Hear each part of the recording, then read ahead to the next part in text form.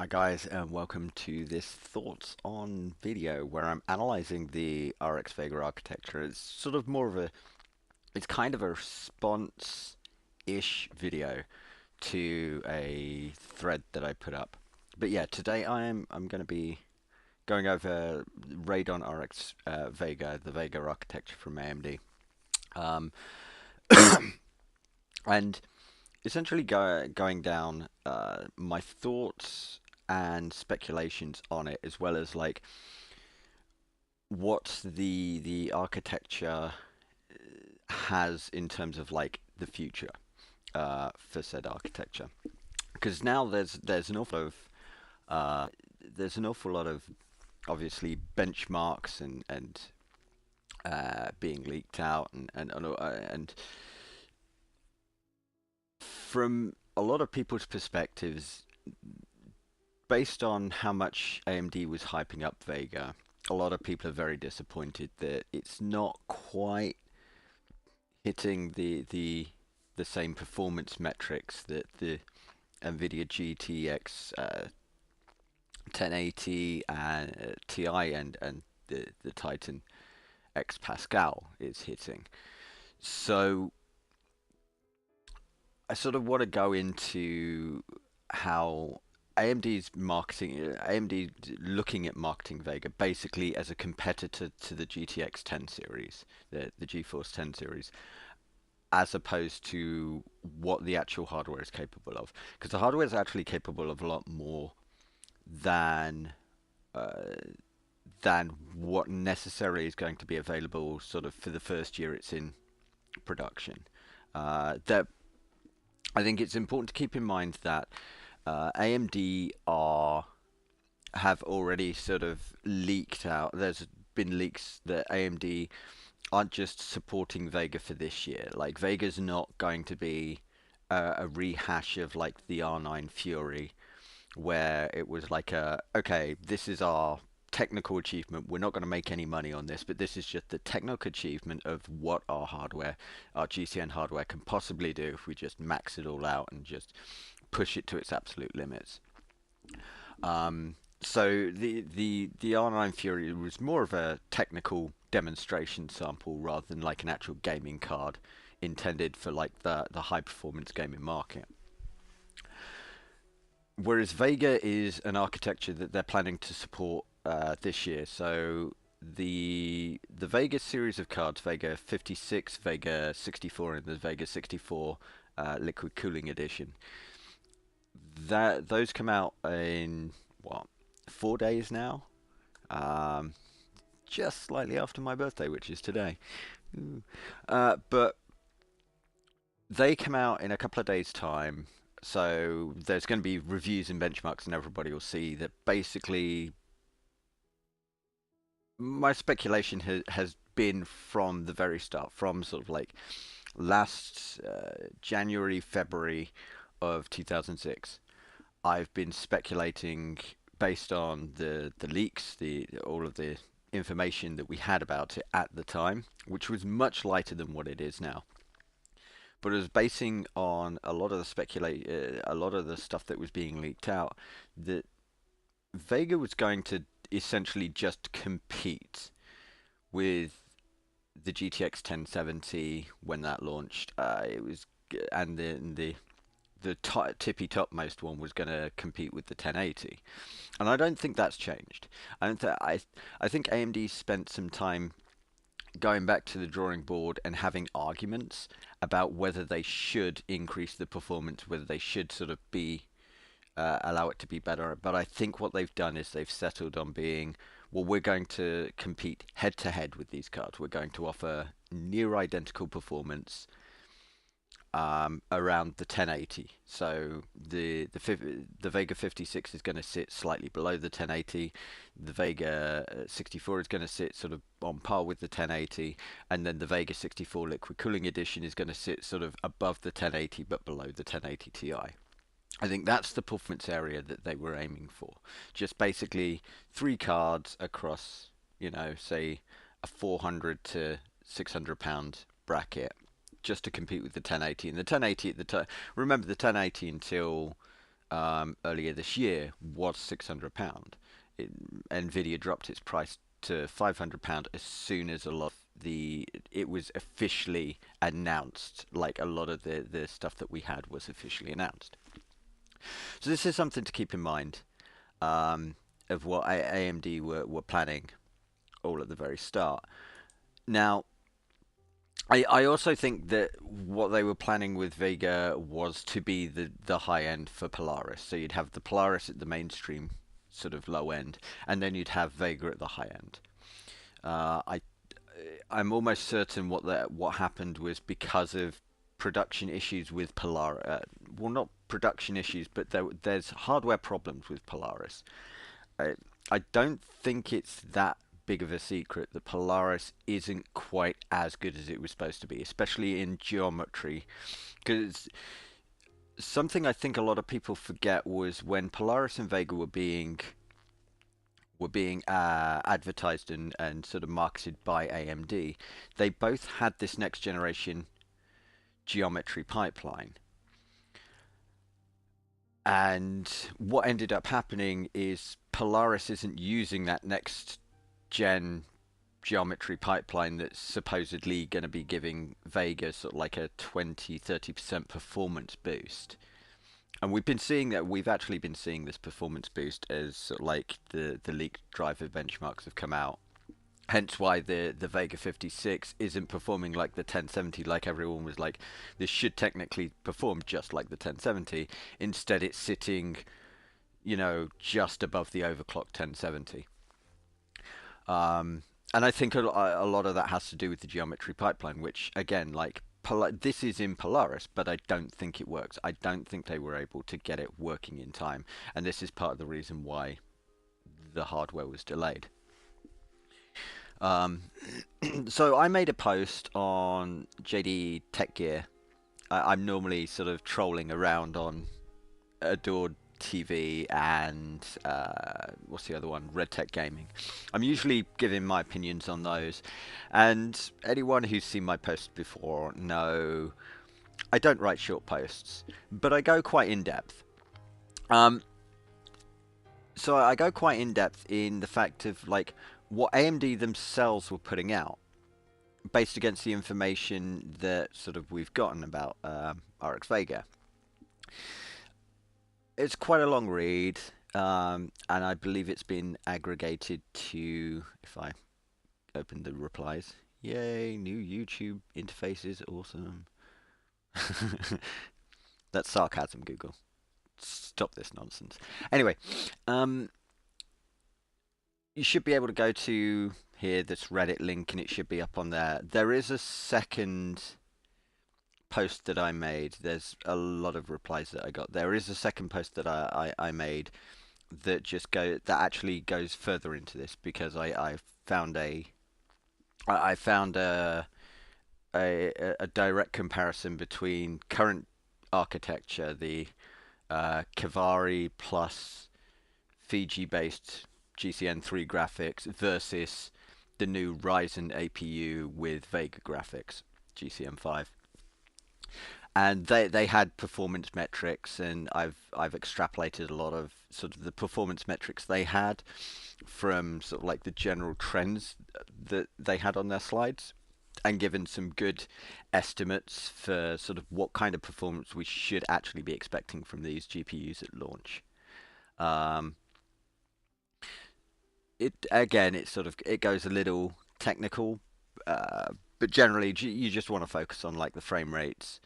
I mean, it's as I said, it should be sitting somewhere around the 1080. All three cards will be sitting somewhere around the 1080, the GeForce 1080.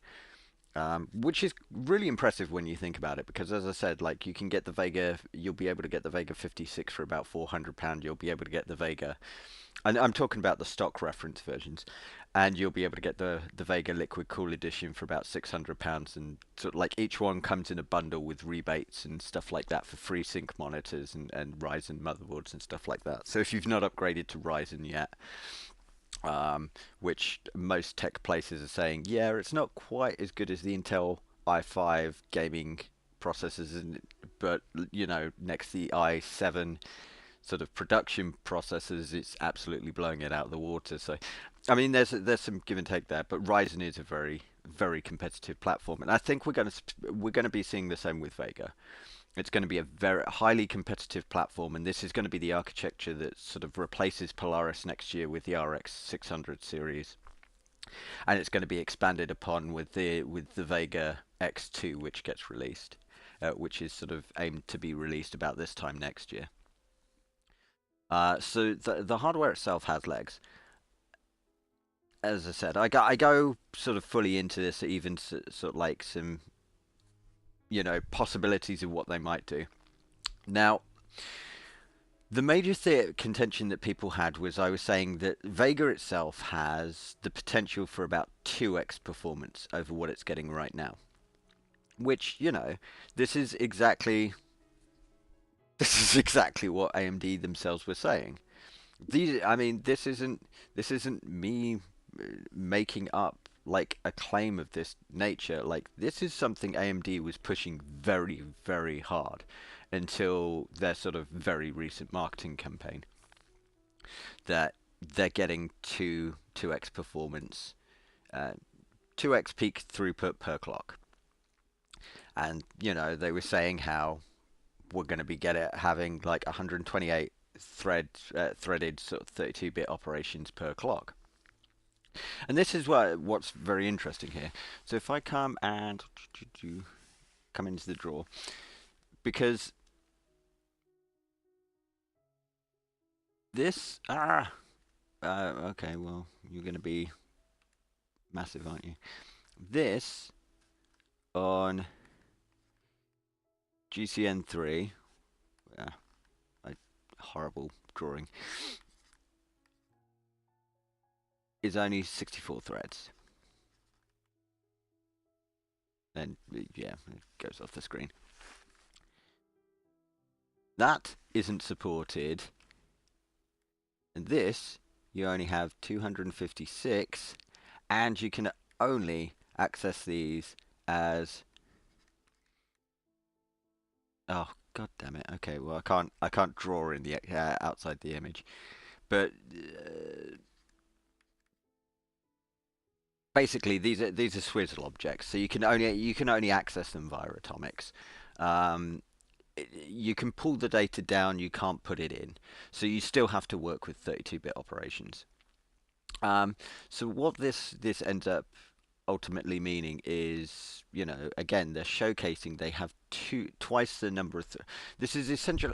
It's kind of like the concept of like the upgrade from Bulldozer to Ryzen, where it's not just a case of like they're getting 50% IPC because they've improved the general IPC, but they've also got like the simultaneous multi-threading, which again improves performance by about 50%.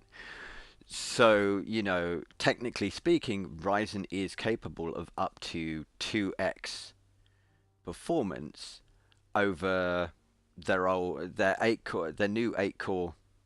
Ryzen is capable of 2x performance over their 8-core Bulldozer, even though technically underneath the hood, like architecturally, the actual processing that's going on is almost identical. They've just changed, the orders, the branch predictions. They've changed like the efficiency of the architecture. They haven't changed the architecture itself. It's still like, your AMD processor underneath. And they sort of drive this home here, where technically speaking, and I think this is one of the reasons why they showcased with all of this sort of white space here. I think the reason they were showcasing this white space here is because the compute unit itself, the old ISA compute units, if I bring up, yeah, I'll get onto the local data storage in a second, actually, because it proves. So if you take into account this, so essentially, like the differences between Vega and because this one's the Vega architecture, and this one's the Fiji sort of GCN3 architecture. And if you notice, basically they're identical. Now, strictly speaking, they're not identical.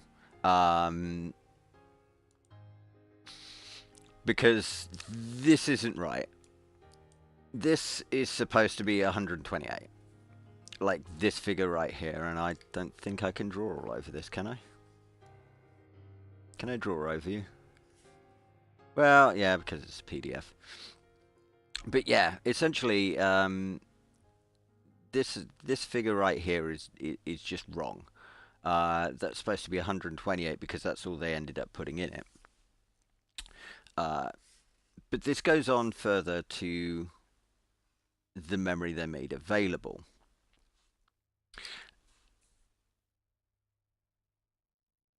Because their memory basically allows, 32 banks of 256 entries. So basically 256 bit with 32 pipelines, all of which are 4 bytes in width.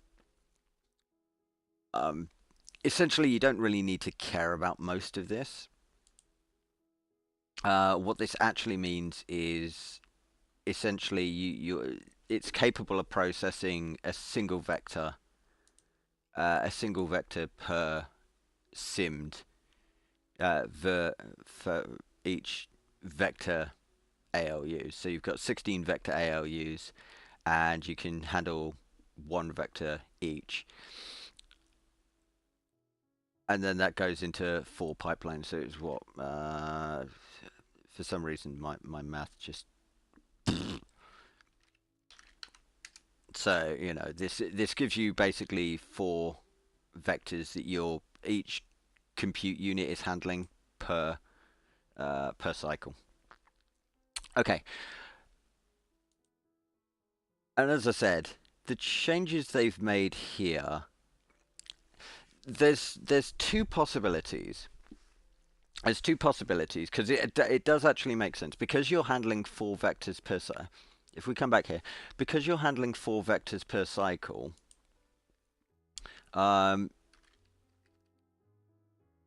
if you've got 250 register lanes for the whole of that, this gives you a work group of 1024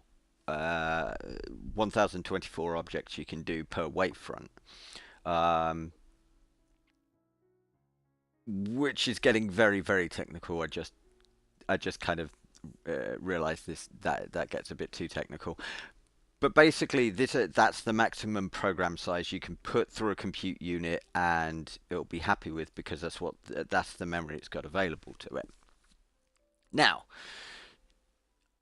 I don't think they've updated this because, as I said, what they have done is they've upgraded the memory, the local data share memory, which is this thing which covers all of the compute units. The local data entry has been upgraded to 512 entries. So 512 bit instead of 256 bit. So why is this? So this is important for the simple reason that now instead of like having like 1024 work items it can do per sort of like compute kernel, which is like this. These are the shader programs that people develop nowadays. So instead of 1024, it can technically handle 2048. That's the amount of data bandwidth it has available to it. Now, what becomes really, really interesting about this even further, because again, like remember, we've got the local data share, which is directly comparable to the registers, because these 0 to 65 are basically registers, which are generally called stream processors, but they're not actually stream processors. It's just a fancy way of saying these are the registers we have available, and they still do only have 256 registers per thing. So what's happened is they've doubled the bandwidth of them. Essentially, they've doubled the bandwidth of them. So instead of 1024 work groups, what we can have is 2 times 1024 work groups. You can't actually go above the 1024 work groups. OpenCL doesn't support it, DirectX doesn't support it. But as I said, you can go above that. So then this slide that they were showing off suddenly makes sense, because what we have here is, well, this is 1024. This here is 1024. And so what we've done is basically doubled the workload that can go through at any given operation. Now, I think in the actual post itself, I was trying to sort of explain how a central processor works. And basically, as the voltage goes up and then back down, this right here is oh, is a CPU cycle. Actually, probably better to say it's not a CPU cycle; it's a clock cycle. So you have an up, you have an up, you have a down, you have an up, you have a down, and basically, sort of like the linear motion of going up and down like that is then translated into sort of a radial motion of that plus that, and that gives you literally your clock cycle, and keeps the entire system sort of going forward. It works an awful lot like if you imagine, for example, say if I come over to this, if you imagine, for example, I was setting up to sort of explain this a bit better. If you imagine, for example, you have a steam train, so you've got choo choo,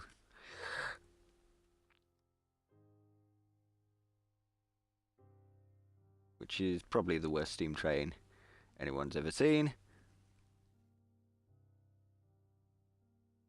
But what you have here is you've got a piston that's coming out, and as the piston pushes out, it's pushing the wheel around that way.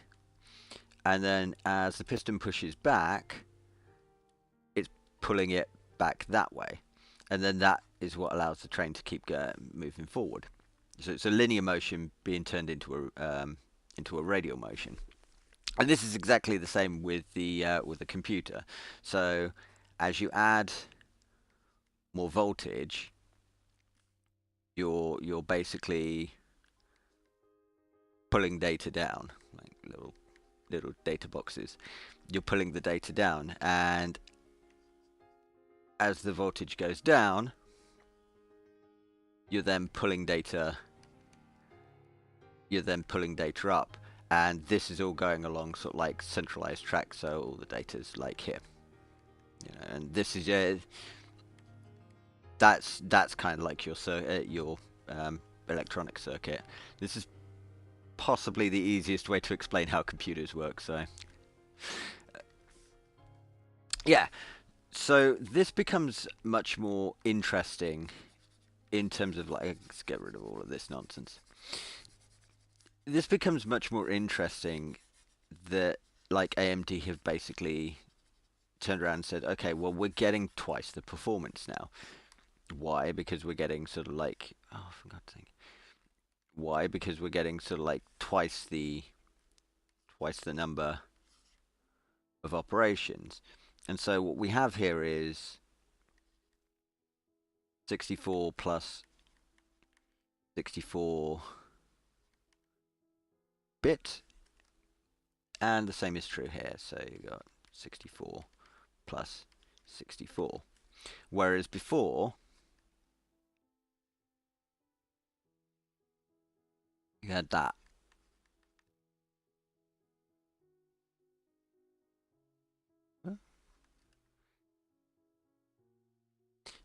All right. So instead, what we have is a pipeline that is 256-bit for Vega. And this is what it's doing, because from the ASUS perspective, it's still handling like two operations. So this right here would be, say, 2 times 32-bit, and then this right here would be the exact same. It'd be the same, like 2 times 32-bit equaling 1x y z w, which is a VEC4 calculation. Whereas here, it still sees it as like these are operating on two pipelines.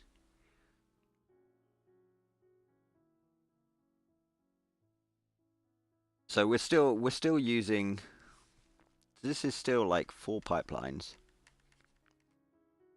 just like this is 4 pipelines.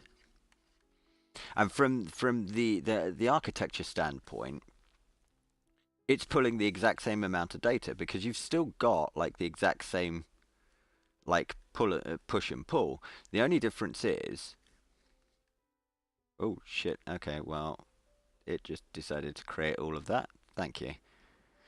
Okay, well, the only difference is we're actually just using this white space now.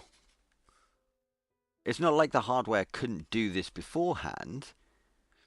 It's that like we weren't using all of this white space that was available. So architecturally underneath, you're still using GCN architecture. It's still the exact same thing. What they've done is they've actually sort of enabled like a dual, a packed pipeline that allows them to use the excess data. And so, I mean, that allows fun things such as, you know, because each register, yeah, is 32-bit, 32-bit wide. But like each register is is one of the lanes, so like one of the 256 or 512 lanes, you're doing that.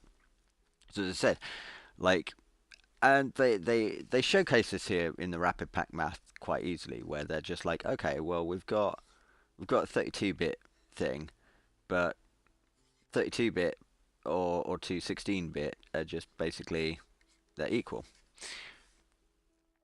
So this and this are processing identical data.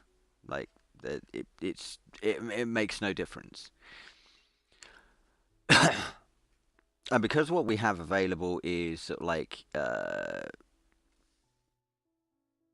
I can showcase this on Sim, because I was going to explain Sims a bit.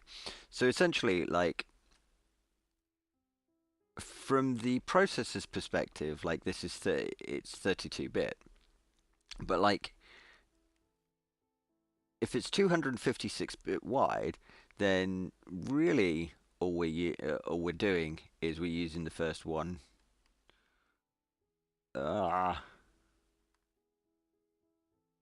Eraser link. I probably need a darker pen and smaller. Yeah.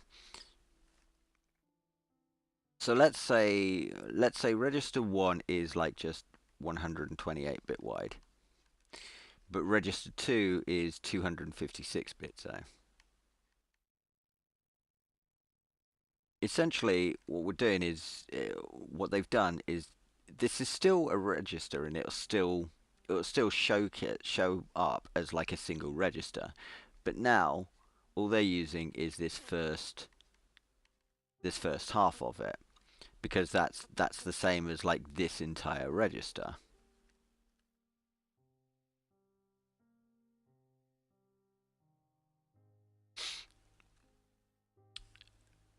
And why this makes a difference is if we go on to the next slide for simmed processors.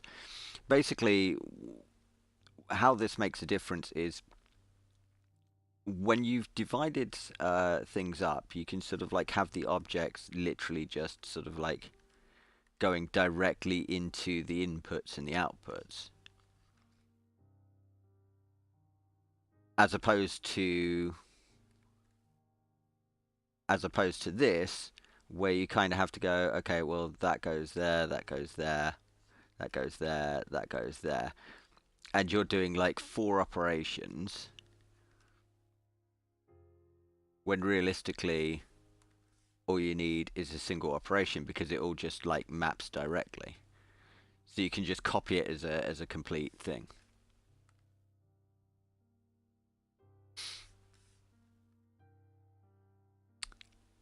This is an absolute mess of trying to explain how like basic computers work. But as sort of like they're showcasing, the end result is this. This is the end result. Like, they can have up to 2x performance. And obviously, if they have 2x performance, they're also getting up to 4 times performance per watt. Which means, you know, if you God damn it. Which means, like, if we're looking at something like, say, the RX VEGA, which uses, what, 200 and... no. It uses 310 watts of power against... that's against the Fury. Well, if we're getting only the same performance, we're actually using more power. We're using a lot more power. As noted here, about 13% more power for the exact same performance. Now, there's some difference here because, like, it's actually using what is it? 1.5 times more power. It's got clocks 1.5 times higher. But then at the same time, it's using half the power. So, in essence, what we should be expecting is something around that. And that's what Vega should be using. Like the Vega 64. That's what it should be using. Only 200 watts of power. And this is actually what we're seeing 90% of the time in the benchmarks. If you look at the Vega Frontier Edition benchmarks, it's actually sitting around 200 to 210 watts of power at any given moment. However, it will peak up to 375 watts of power when it's first initialized.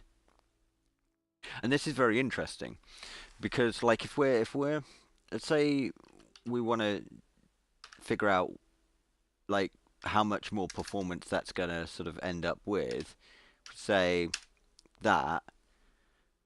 Well, this is the excess performance that the graphics card has available.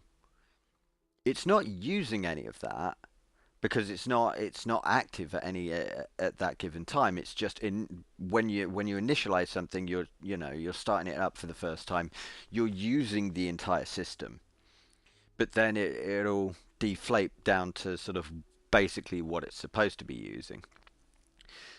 Now, you can turn around and say, okay, well, if this is the case, how come Vega's still getting incredibly hot? Obviously, they can't get to this sort of like performance metric. They can't have like this, 86% excess performance over what they're getting now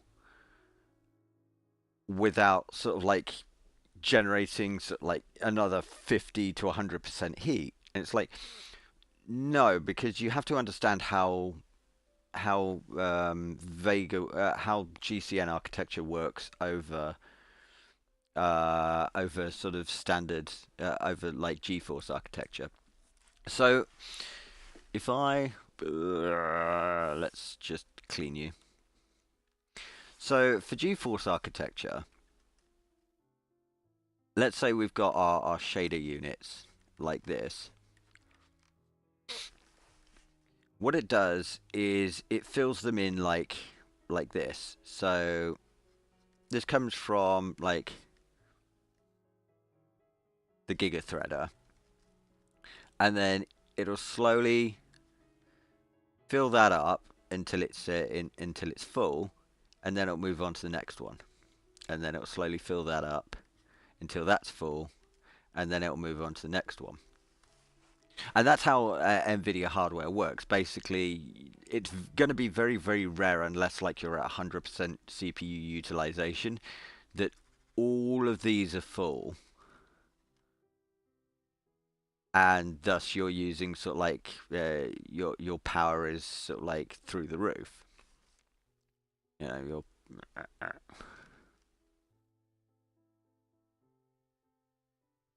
there we go.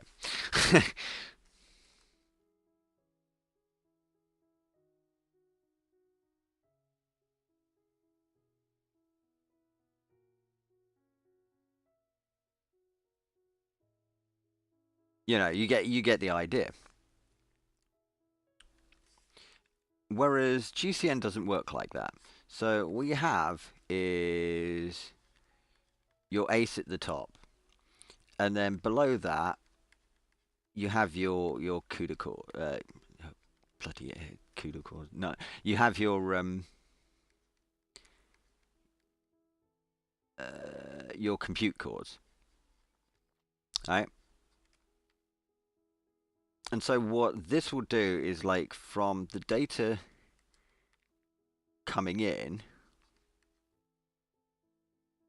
it will basically say, okay, well I want one there, I want one there, I want one there, I want one there. And so essentially these are all being filled up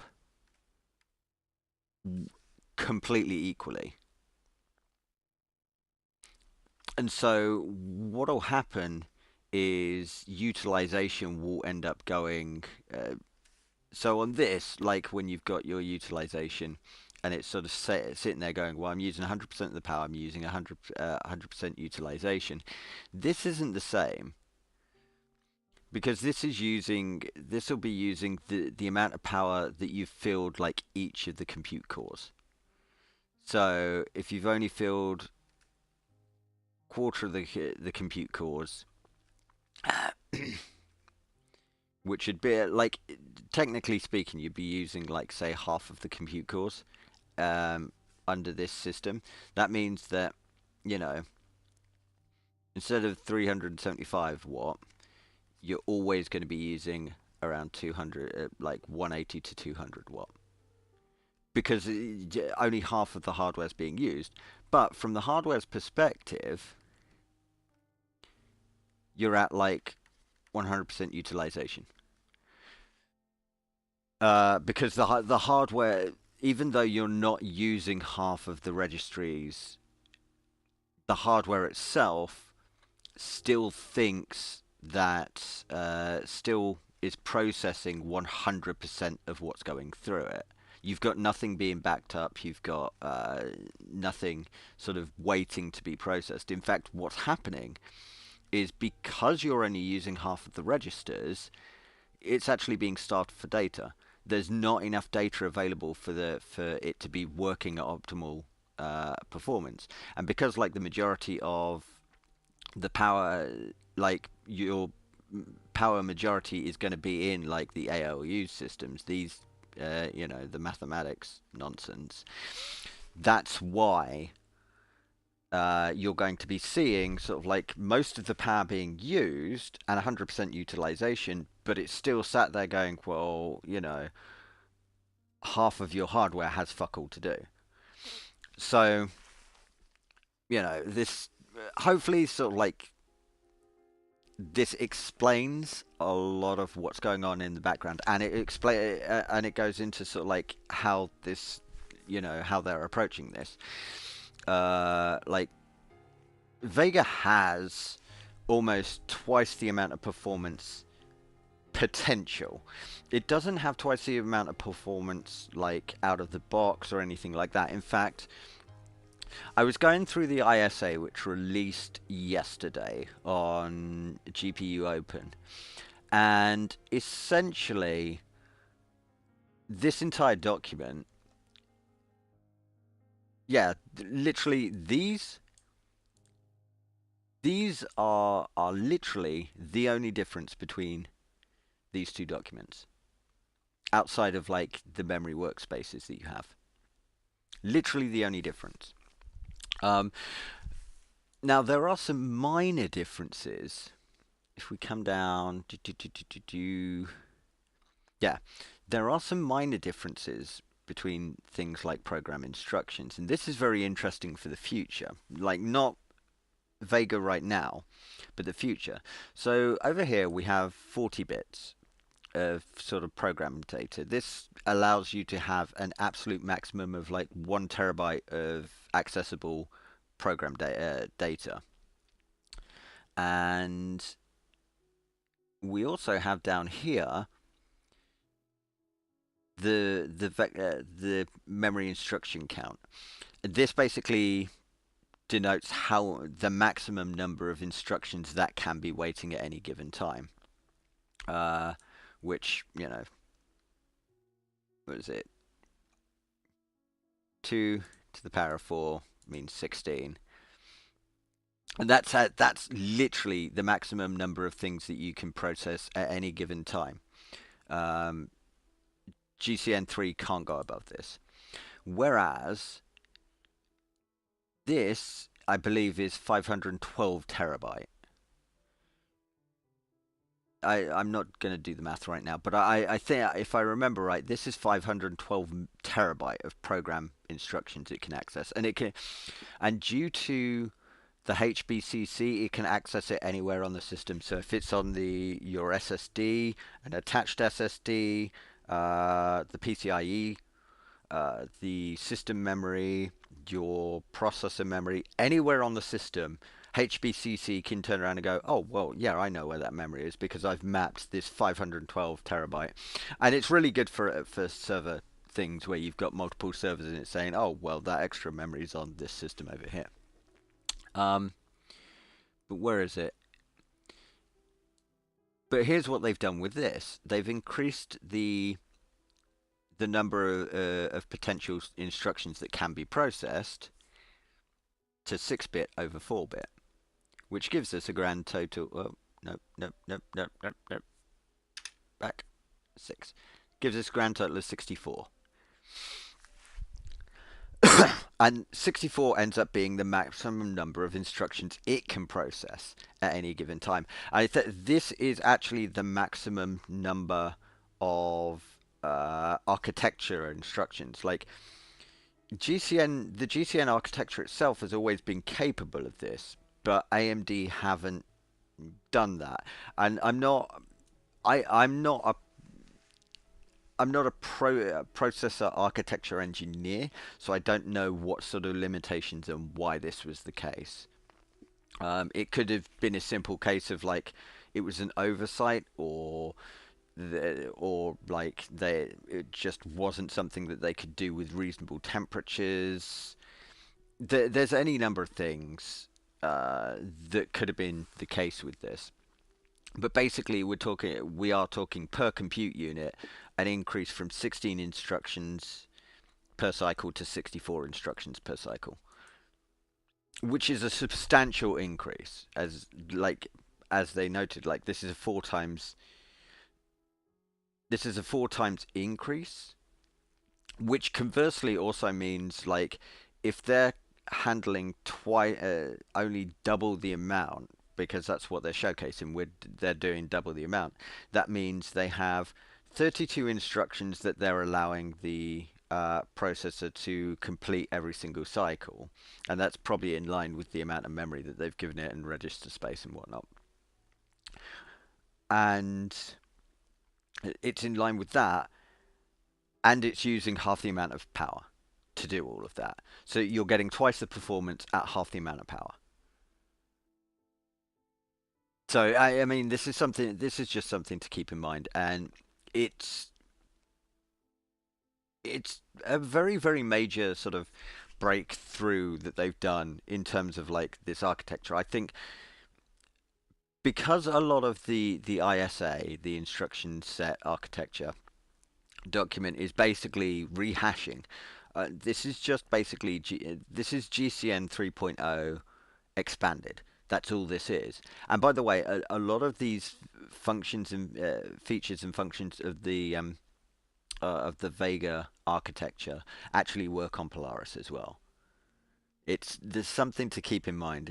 There was a recent driver update which sort of changed this support. Um, so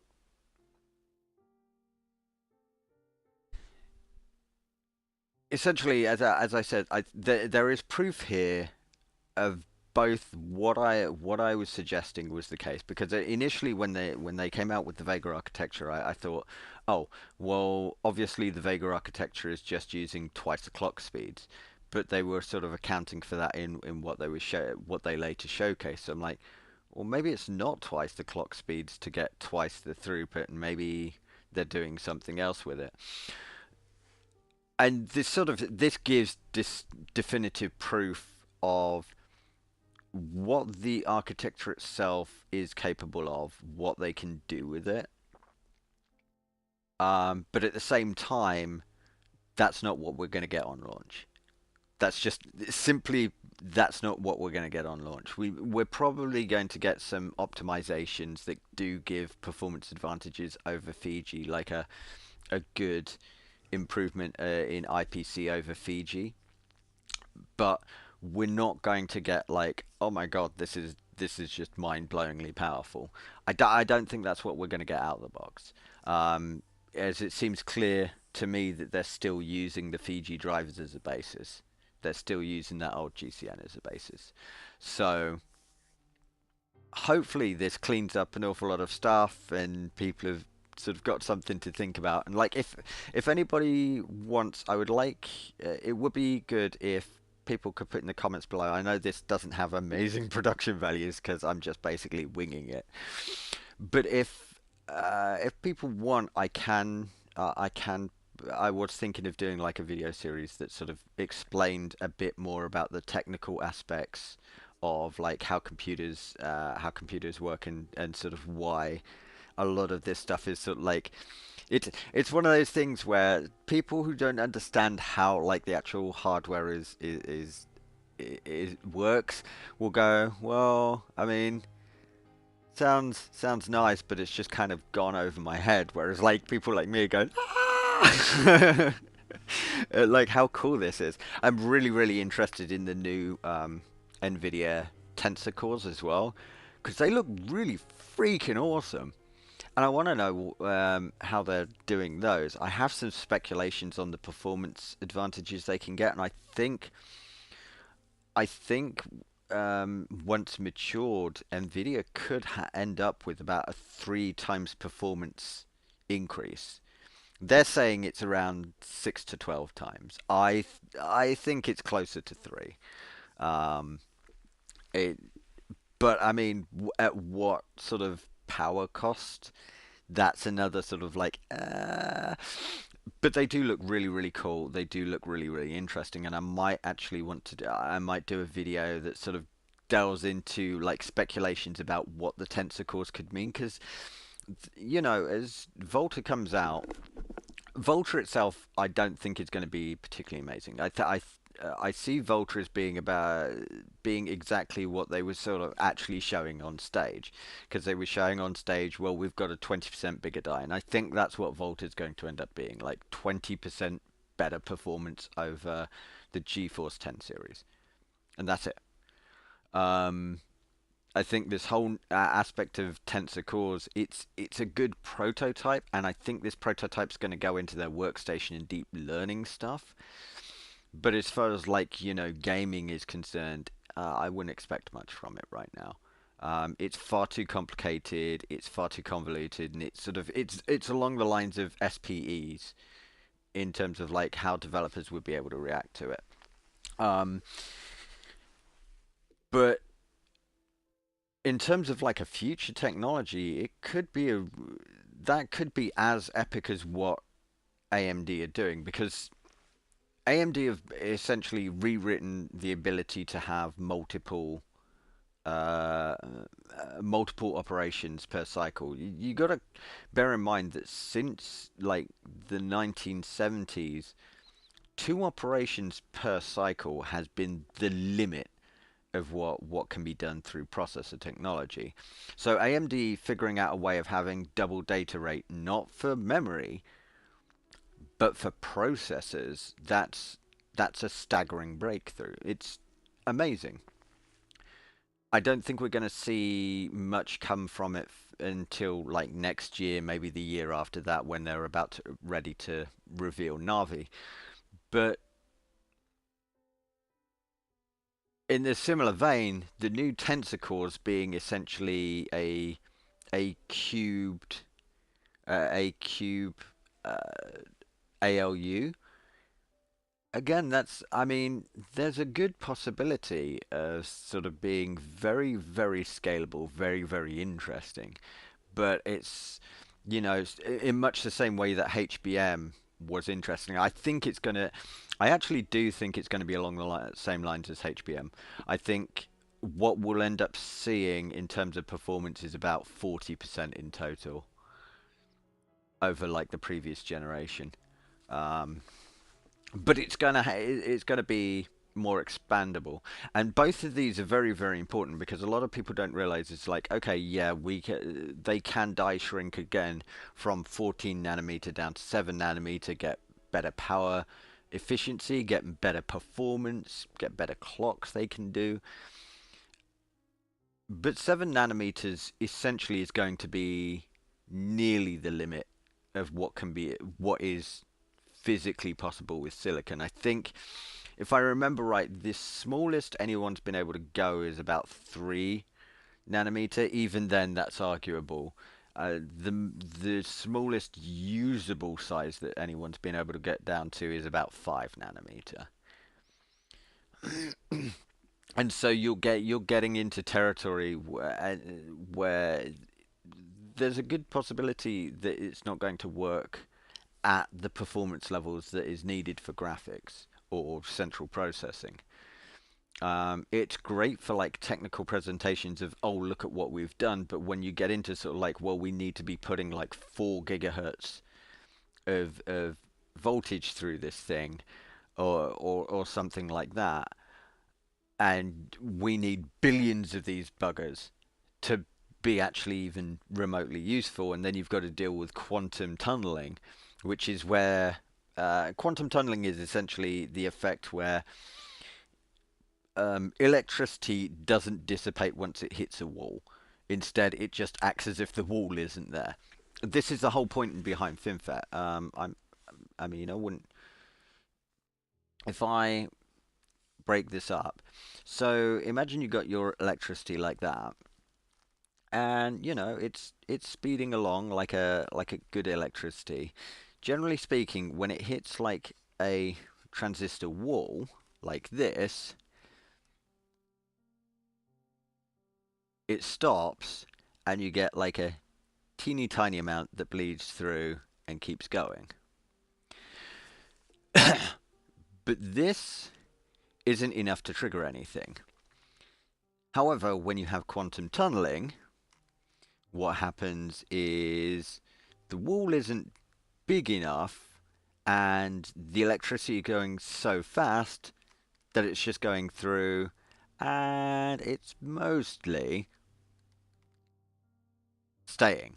And they call it quantum tunneling because, like, from the perspective of the outsider, it looks like the electricity is doing that, but it's actually going through the wall. It's just going straight through it. So this was the point in FinFET. So FinFET would do this, where the electricity would come in, it would hit the first wall, it would keep going at a depreciated rate, then it'd hit the second wall, and then it becomes not a problem again. And that's essentially why FinFET works the way it is. But in order to do that, you're still sort of adding, like, all of this white space. So, I mean, you're not able to go down to sort of like the true, because let's say that this was like the true 14 nanometer.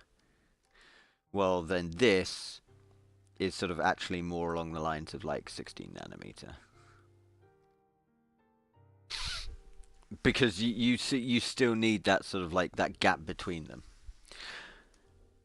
So if anybody wondered how FinFET technology worked and why it worked and why it was such a big deal that it was that they figured out how to do this, ta-da!